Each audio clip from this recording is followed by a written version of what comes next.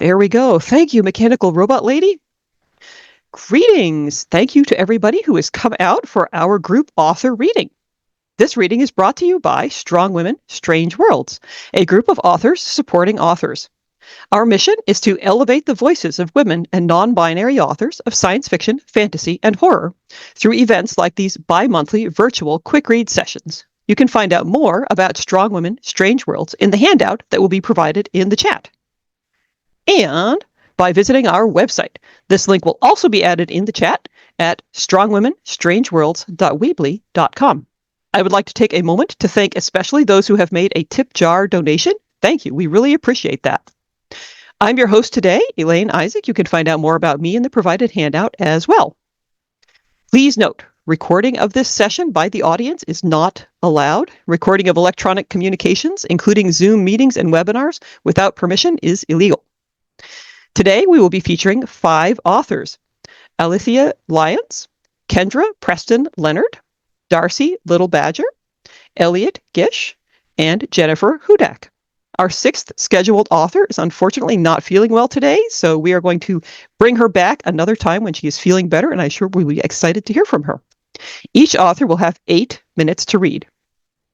Our first reader today is Alethea Lyons.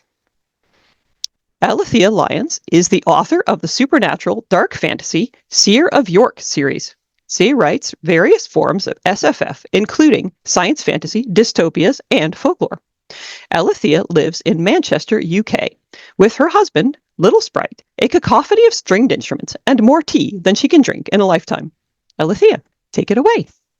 Thank you. So in this section, the main character, Harper, an illegal witch, is trying to use a crystal ball to find the murderer haunting York, but also faces the temptation to use her magic for more personal reasons as well.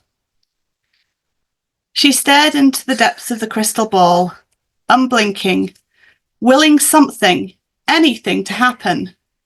Lamplight caught on its clear surface, dazzled seared trails of colour across her vision. She twisted it counterclockwise, mesmerized by the twinkling caught within. It flickered like fire, as if something inside the crystal refracted the sparks and made them dance. A shimmer seeped through the glass like drops of rain trickling down a window. The colourless glass darkened to the hues of stone, shining and slick with running water. The maw of a cave split the rock, a skull with long, bulging teeth. Thick saliva drooled from incisors browned with peat. The image expanded beyond the edges of the crystal ball and filled the room. Animals were stuck within the cavern's teeth, petrified to stone. Bear cubs, rabbits, and pups. Underneath the yellowed bone, faces appeared, their mouths locked in frozen screams. All around the continuous drip of water. Acting against nature, it transformed flesh into stone. Water drenched Harper's face, thick and dark. It crystallized her eyelashes, her sight growing murky. Cloying mucus stuck to her skin. It trickled into her mouth, slick and metallic on her tongue. She gasped and the sludge drained into her lungs. Coughing and spluttering, she doubled over.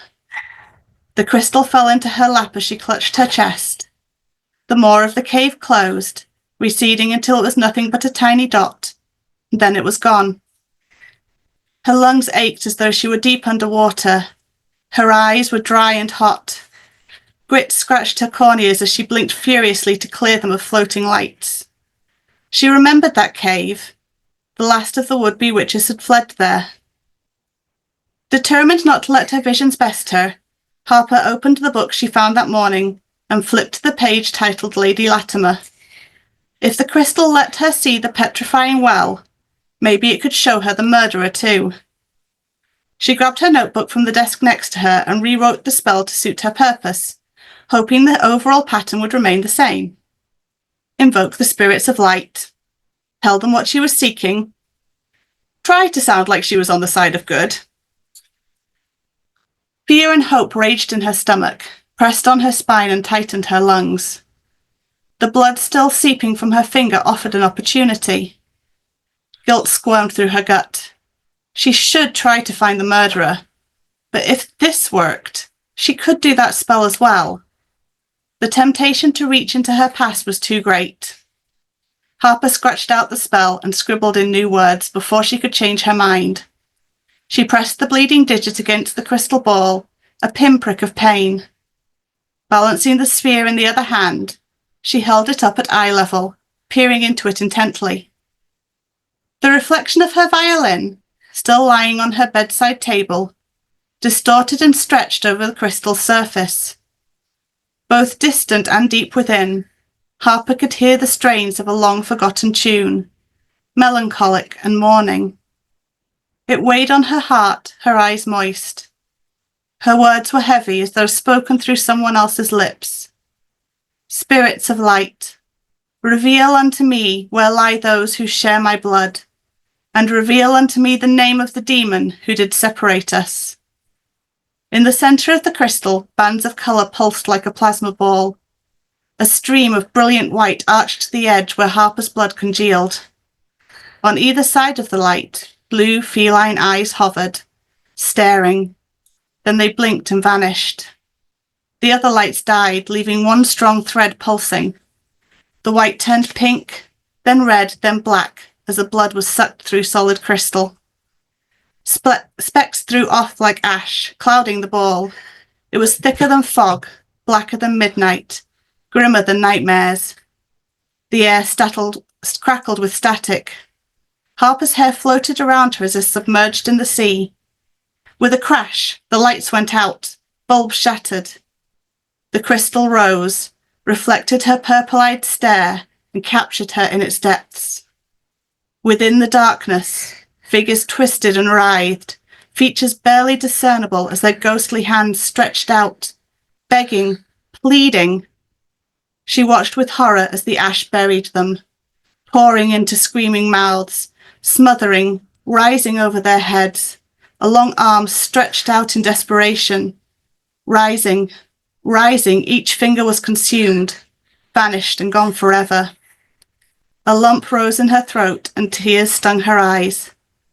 Her voice came out a hoarse whisper. They can't be dead, they can't. Music swelled, discordant, too flat then too sharp. It cut off her words and set her teeth on edge. Every string on her violin snapped with a loud twang, then silence smothered the lightless room. The darkness within the crystal split, glowing white breaking through. Pointed, sharp, mouthless teeth contorted into a cannibalistic grin. The crystal rolled from Harper's numb fingers and shattered into bloody shards on the floor. Darkness flowed out. Ash and static melded together and expanded to fill the room. A wide grin glinted like a demented Cheshire cat. Laughter ricocheted like a bullet. Harper had no thought but to escape, but her limbs were stiff with terror and her jellied legs wouldn't run. She groped for a weapon, years of training instinctively taking over. The laugh echoed inside her, clattered through her skull. The eyes from her nightmares watched her and crowded in. And those whispers from before. Never scream, over and over and over, caught in a web of terrible laughter. Harper clawed at her desk until she found something heavy bound with metal. With a strangled cry, she smashed Grace's Bible down on the mocking grin. Ow! It was a male voice, sharp with annoyance, with a harpsichord buzz in the background. Do you mind, young lady? You really are quite useless. Just my luck to be summoned by an incompetent witch. At least it will be entertaining if you set yourself on fire.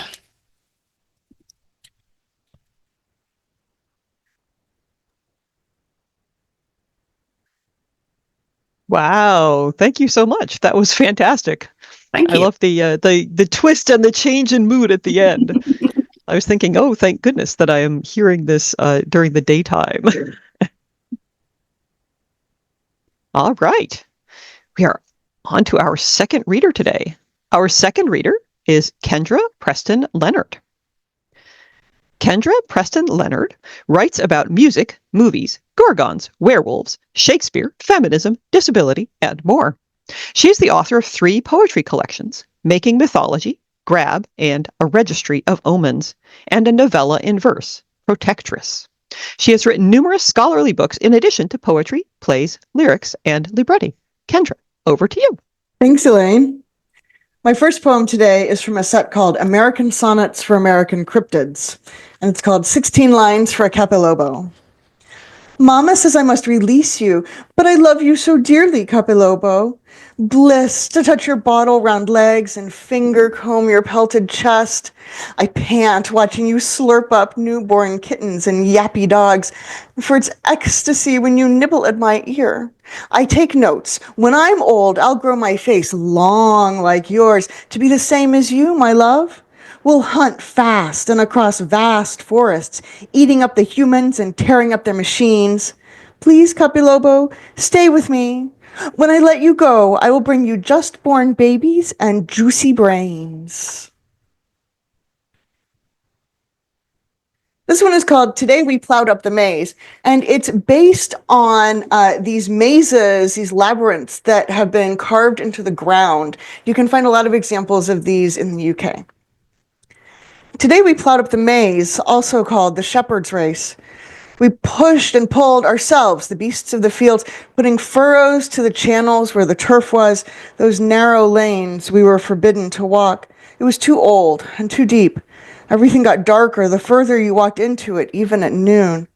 We walked straight lines as we plowed today, hands on shoulders. If anyone started to curve, drag them back. I tried once. Before I came here to live, I was just a child then, hadn't taken the orders. Maybe me walking it and seeing the dark that wasn't night and wasn't our night, and being scared of the low sounds that made me fall over, sick, that come from it. Maybe that's why I joined, took my vows. It was like being in a black sky, echoes all around me, shaking my head and belly.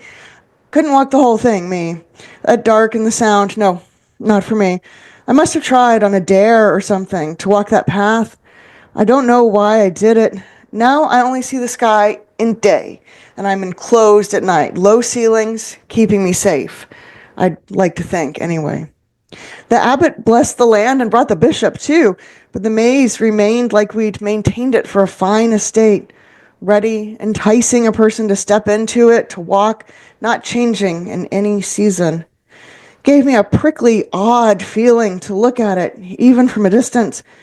Made sure my belly was empty today for the plowing. Tread the maze, people said, but this one, no one tread. Well, Jenny Swift did. She ran the whole thing in and out again. How long did it take her? I don't know. I couldn't be there. She came out missing an arm. The stump healed over like it'd been months. And all her babies, they all only have 2 fingers a hand, but she's happy and rich, so they say. Don't know how she'd feel about us plowing today. Maybe she'd warn us or help us. I don't know. Tomorrow we'll put in potatoes, unless the race is back again. Like last time, same as ever, that terrible sound lowing for a week like a punishment. But if the potatoes do grow this time, I should send some to Jenny.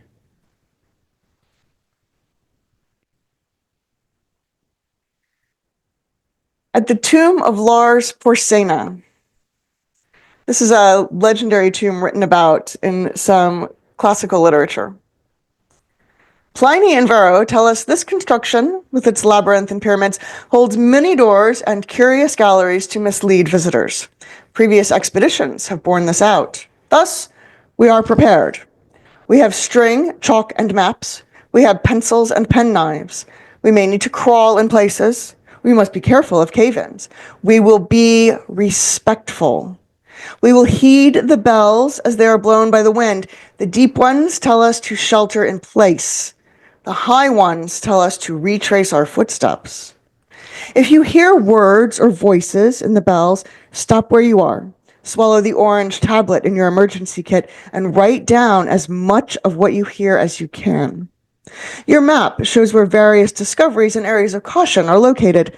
Number 3 is the site of Dr. Hannelore Bayer's discovery of the entrance to the first temple of the chime. This is an active dig site past the entrance, so please do not block the passageway of the wraiths. Number 19 is a sealed over cave, which contains the body of Sir Ross Dufresne. Do not go past the chains. Number 62 has a very slippery floor on account of the aqueduct there and the ghost naiad. Hold your breath as you pass, or she will try to steal it from you. Number 88 is the Berghund Bridge. We will progress across it single file. To your right, you'll see the Kurdonk scroll repository. To your left will be the small burial niches. If you see green light appear from either side, call out chalk and mark your shirt with a 3. We will have a moment of silence for last year's bridge loss, Adina Williamson, when we reach the far side. Please refrain from throwing flowers or anything else into the repository or niches as you pass. Number 102 is where the figure known as the Chime Beast was excavated by Dr. Marnie Landry. Number 106 is a set of 3 archways with chimes hanging from each. You can see where the larger chime beasts, now held by the museum, once guarded the doors. You may experience brief lightheadedness here, but it will go away on its own. Number 112 is where we'll work today. There appear to be several rooms off of a main corridor. We will map those and take photographs of the walls, floors, and ceilings. Make note of any figures or other artifacts immediately available. Do not try to dig or remove objects. Now, tie your harness strings to the metal bars behind you and follow me.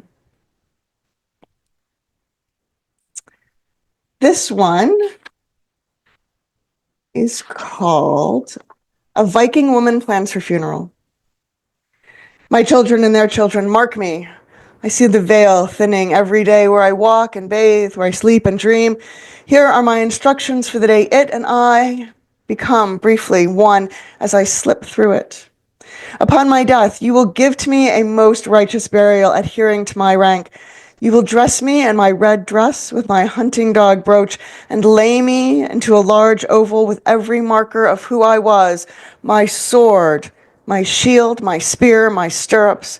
Put into my grave my combs, my games and dice, and Gutmar and Merida. The horse girls know the drill. They'll cry, but only when that's over. They will help you make the places Gutmar's and Merida's bodies will go. And the horse girls will hold them when you, Renica, and you, Alita, sacrifice them with cuts to the throat. You will not hesitate. Do what I ask, and without crying.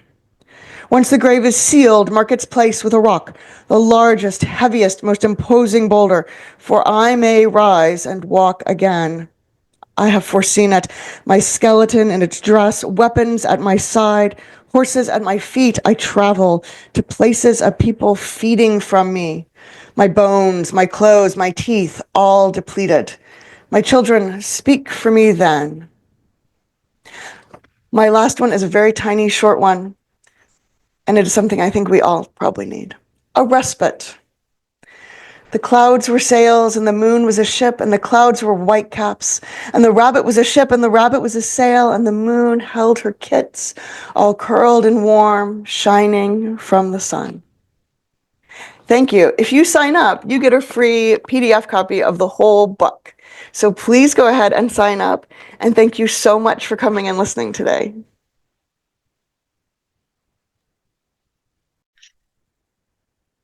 Thank you so much, Kendra. That was beautiful. We really enjoyed those.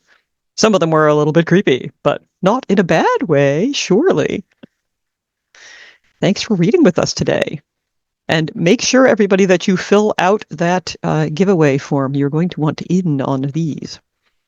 Our third reader today is Darcie Little Badger.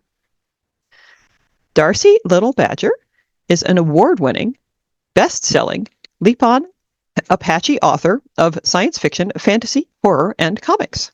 Darcie, take it away. Well, thank you so much, Elaine. I'm going to read an excerpt from the first chapter and the second chapter because this book is told between 2 perspectives that kind of alternate. So it's like, give you all a taste of each of them. 5, 6, 7, 8. I'm just making sure I know how much time I have. On the hospital bed, her delicate body cradled between thin white pillows, Rosita dreamed. Pictures in metal, plastic, and wooden frames surrounded her, displaying image of friends and family, giving the appearance of an audience. However, the only visitor in the room was Nina, who sat on a tin chair beside the hat rack-shaped IV pole. Nina couldn't stop looking at the sepia-toned photograph in an oak frame. Propped on the window ledge, it featured a portrait of great-great-grandmother Rosita as a young woman. The picture came from an era long before the digital cameras. In those days, people posed in front of a boxy camera and had to wait days to learn whether they'd blinked. In her portrait, young Rosita wore 100 strings of pale seed beads around her neck against her buskin-clothed chest. Some had glinted, each glass bead a mirror for the sun. Young Rosita's fine black hair had symmetrically framed either side of her face. With dark, intense eyes, she stared directly at the camera lens as if challenging the photographer to blink first. In most old-timey photos, the subjects didn't smile. But young Rosita's lips quirked in the suggestion of stifled laughter, as if she'd remembered a joke, one she could barely wait to share. In the hospital room, Rosita's hair fanned across her pillow in thin white wisps. Her eyes, now opening slowly and warily, were sunken. Advanced age had sculpted her face against the contours of her skull, revealing sharp ridges that had once been hidden by plump cheeks. Without her dentures, Rosita's thin lips curled inward. Rosita looked toward Nina. Did she need something? Water? More medicine? In anticipation, Nina opened the speech-to-text translation app on her phone. Don't worry, she said. Dad's coming back soon, and after lunch, Grandma will visit. Nina's father was speaking with doctors beyond the closed door. Are you okay for now, Abuelita? Great-great-grandmother didn't speak much English. Unfortunately, Nina knew even less Spanish, but her attempt to communicate worked because at the word abuelita, Rosita's lips quirked, creating the same anticipatory, gentle smile that shone from the old photograph. ¿Quieres escuchar una historia? She asked, her voice raspy but strong. The translator on Nina's phone automatically typed out the question, do you want to hear a story?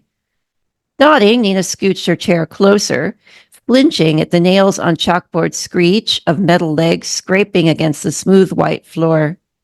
Rosita patted her cradle of pillows, finding a gray remote control between them.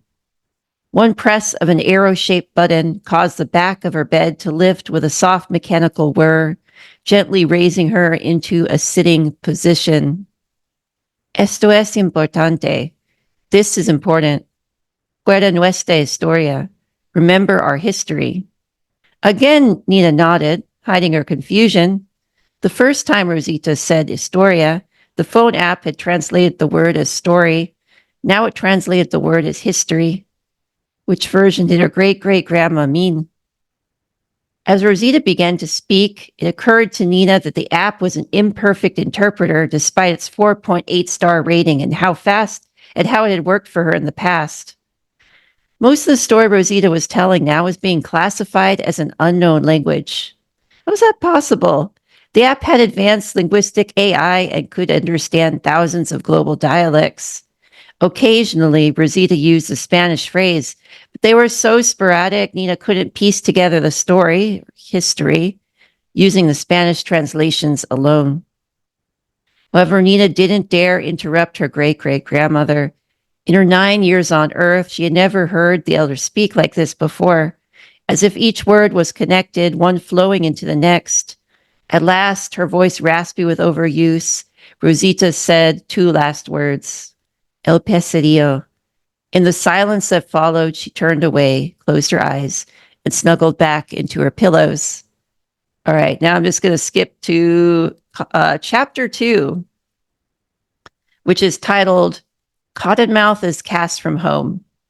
This is where we get into the strange worlds part of this. I can't remember when I learned about the path to anywhere you please. It's one of those stories everybody seems to know, like a persistent thread of gossip. I'll never forget the day it found me, completely by chance, in the terror of Robin-kept forest. Thing is, I didn't realize the path was special until I'd already walked it. Where would I be now if I'd known? Mama was overprotective. She didn't chase me from home till I was 15 years old. Happened during a calm midsummer morning. I was napping on the riverbank, dreaming about the sunlight, Real sunlight, the kind that's so bright and warm it almost burns. You can still bask in the dimly radiant light that slips into the reflecting world, my home of spirits and monsters. The pseudo-sun, we call it, but it's no perfect substitute. Without so much as a greeting, Mama plopped a rustic full of supplies onto my chest and hissed, "Wake up, Ollie, you're ready." I clutched the bag in a death grip against my skinny chest, hoping I was just having a nightmare. Really? Today? Yes, today. Of course, today. When else is there, little snake? She dropped a tightly folded blanket on top of the rustic, and the weight of the densely woven sheep wool caused me to hiss with discomfort and sit up, shifting the parcel's combined weight onto my lap. Can I live down the river? I asked, fumbling for my spectacles. The world sharpened as I slipped them over my eyes. If you do, it better be so far downstream that I never see your scaly tail again, kid. At my dismayed gasp, Mama's expression softened, and she added, "If I let all my children stay here, we'd run out of food, space, and patience." "You can make one exception," I ventured, "for me." "Absolutely not. That'd be unfair." Mama pointed south with her nose. "Leave now and you'll reach the damn town before nightfall. The beavers usually have room for a lodger."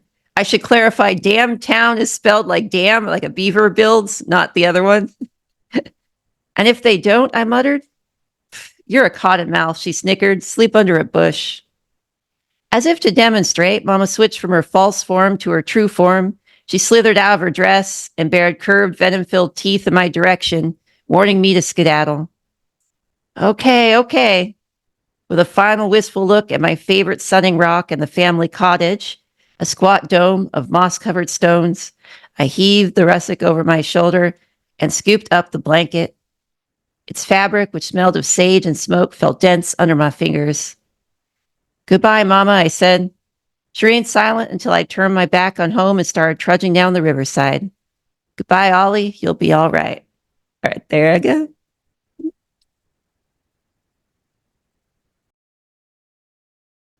Thank you so much, Darcie. That was delightful. I enjoyed all the different voices that you were creating. Our fourth reader today is Elliott Gish. Elliott Gish is a writer and librarian from Nova Scotia. Her work has appeared in Dark Matter magazine, Wigleaf, Pseudopod, and The New Quarterly, and many others. Grey Dog, her debut novel, was published by ECW Press in 2024. Elliott lives in Halifax with her partner and a small black cat. Elliott, over to you. Thank you, Elaine. So the excerpt that I'm going to read from Grey Dog takes place after the main character, Ada, has arrived in the town where she's going to be a teacher and is exploring the woods for the first time. And it's the first time in the book that things get a little bit spooky.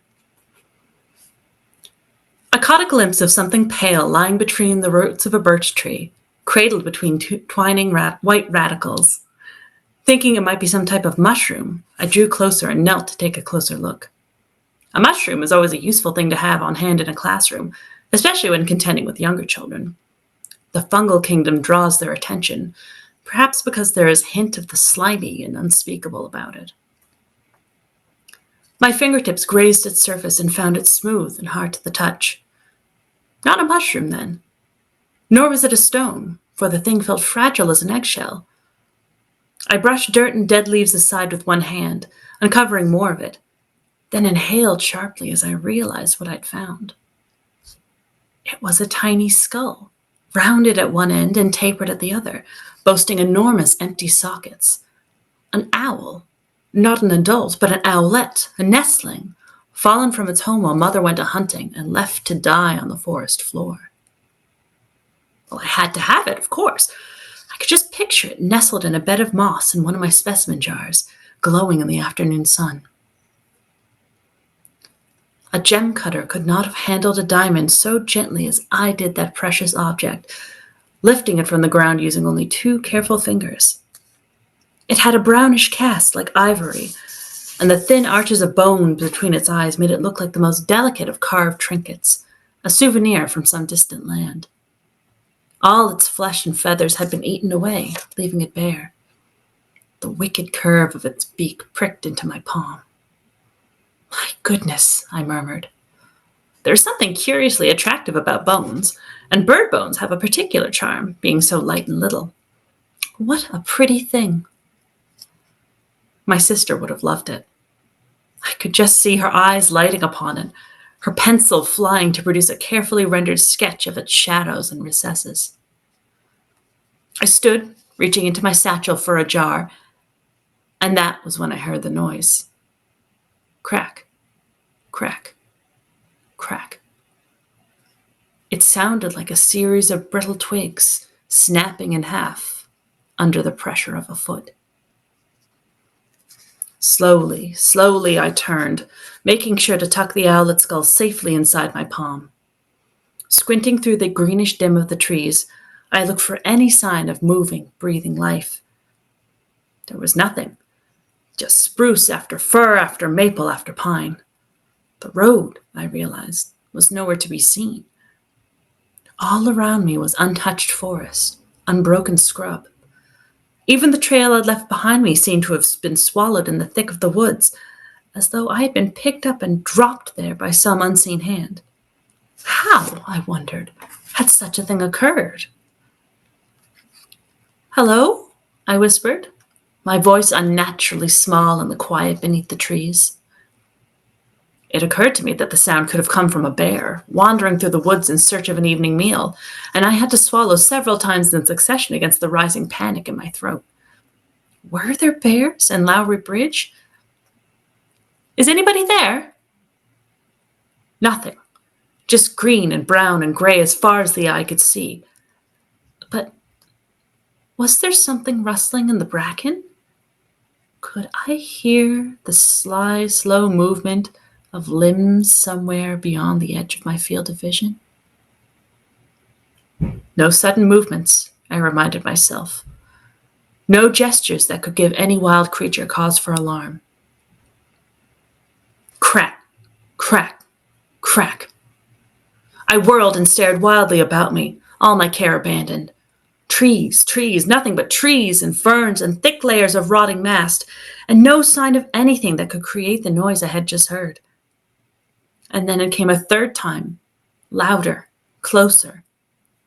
Crack, crack, crack. And then I felt it. Something behind me. I could feel eyes upon me, feel breath upon my neck, coaxing up the little hairs until they stood on end. If I turned, I knew I would see it, but I could not make myself do it, could not force my body out of its fearful stupor that held my feet in place as though roots had burst from them to tether me to the dirt. The birds were no longer singing. Every creature in the woods seemed to be holding its breath, watching, waiting. It was going to touch me. Thank you.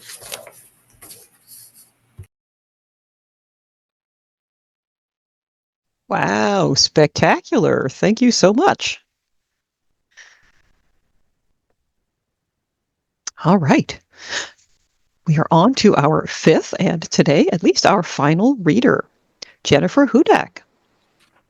Jennifer Hudak's short fiction has appeared on both the Locust magazine and the SWFWA recommended reading lists, and has been twice nominated for the Pushcart Prize.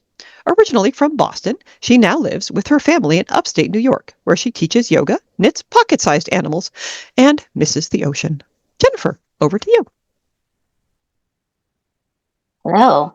I'm going to read a story that is a flash story, so you'll get to hear the whole thing. I'm actually putting the link in the chat because I know sometimes people like to read along. It's free online at Small Wonders. It just came out a couple months ago. Echo syndrome. When my daughter climbs in the car, there's 3 of her. They shouldn't all fit in the passenger seat, but they overlap each other to save space. Together, they reach for the seatbelt, their movements almost in unison, but not quite. Their asynchrony makes me slightly nauseous, and I swallow hard before putting the car into gear and inching out of the school parking lot. One of them tells me about the B+ she got in her calculus test. Another puts in her earbuds and hunches down, nursing some hurt that she'll never reveal to me. The third opens the mirror on the back of the sun flap, adjusts her lip gloss, and practices her pout before extending her arm to take a selfie. None of them seems more real than the other. All are hazy around the edges and slightly see-through. At a stoplight, I take a breath, a question on my lips. But when I turn to look at them, a fourth has emerged. She doesn't move or talk. She just sits there, staring at me, with disconcertingly unblinking eyes, daring me to speak.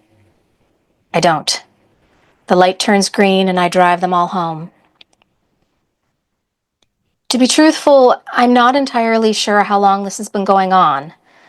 I'm fairly sure I'd have noticed if multiples of my daughter if they'd appeared before today, but I can't say the same about her friends. They all look so much alike. Center-parted hair falling loose down their backs, fuzzy shearling boots over jeans or sweatpants, hoodies instead of coats. They use the same slang, have the same cadences of speech. Even my daughter blends in with them when they're all together. It's not something I've really worried about. I was once that age, after all.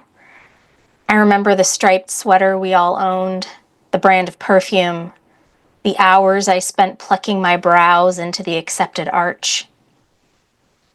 Few girls want to be different at that age. It puts a spotlight on you that could easily turn into a target. It's the same, generation after generation. But what's happening now is different and alarming. When we get home, after my daughters have shut themselves into their bedroom, I look online. There's a viral clip from a news broadcast in Michigan. A circle of identical, partially transparent reporters talking to each other, repeating the same name of the phenomenon. Echo syndrome. Perhaps they coined it. It's hard to say. The term is everywhere. Replicating in memes and think pieces and conspiracy sites. It's all over the socials. There are the predictable arguments, but they all sound familiar, as if they've been rehashed from previous arguments about a previous emergency, one I've already forgotten because it faded as soon as echo syndrome appeared. I repost a few news articles, a couple of angry calls to action, and one really excellent joke. My daughters come downstairs for a snack. There are 5 new iterations of them in the kitchen, along with the 4 I drove home from school. 9 girls shouldn't be able to fill up on one granola bar, but none of them are quite solid. Not anymore. Each round of mitosis renders all of them ever more ghost-like. I can't help but think that it makes sense. That's what an echo does. It diminishes itself with each repetition until it disappears completely. If I could, I would wrap my arms around my daughters, all of them, until they recohered. But there are already too many of them, and there's only one of me, and this syndrome is too big and too frightening. My husband comes home from work, reassuringly singular and solid. He knows what's been happening. 7 receptionists were at the front desk by day's end. At least my boss didn't echo, he chuckles. I'm not sure how I'd cope with more than one of her. I tell them that it's in the house, that our daughter is both multiplying and diminishing as we speak. Look, this is all gonna blow over, he reassures me. There's no sense in panicking. But listen to how many of them are up there. I lift my eyes toward the ceiling, toward the room upstairs, where who knows how many iterations of my daughter are sitting at her desk, lounging on her bed, talking on her phone. My husband makes a show of cupping his ear with his hand. I don't hear anything. I frown. Earlier this afternoon, the multiple pairs of feet thundered in a percussive rhythm overhead. But they've been gradually fading, and now they make barely any sound at all. I hadn't even noticed it happening. The realization stings like a slap. My husband squeezes my shoulder. You're just hungry. Everything will feel better after we eat. I want to scream or cry or punch the wall. I want to argue with my husband, but I can't think of how. I want to produce a single thought of my own, but everything I come up with is rehashed from something I read or saw, an article or video, some earlier conversation. Yes, we say, feeling ourselves stutter and split. You're right. One of us asks our husband about his day. Another starts making dinner. A third tidies up the living room. The rest of us sit on our couch with our heads in our hands and sob, feeling ourselves become more and more, become less and less, wondering if anyone will notice the moment we disappear. Thank you.